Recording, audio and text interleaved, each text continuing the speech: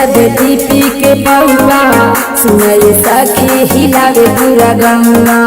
सुनाए सखी हिलावे पूरा गंगा जब दीपी के पौआ सुनाए सखी हिलावे पूरा गंगा रोज घरवा में करे लड़ैया सखी लड़ैया सखी लड़ैया सखी लड़ैया सखी मरले बड़ई सन सैया सखी दर्द करे करी हैया सखी मरले बड़ई सन सैया सखी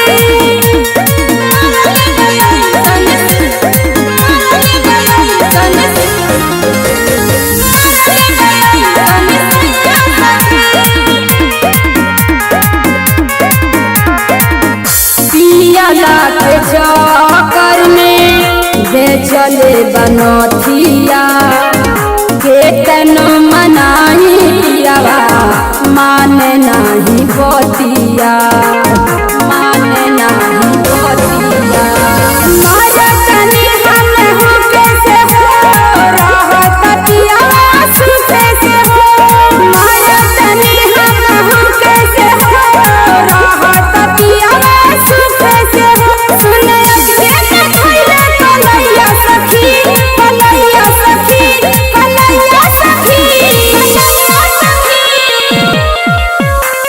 मरल बड़ई सन सैया सखी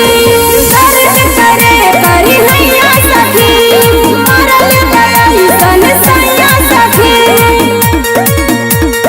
दर्द करे करी हैया सखी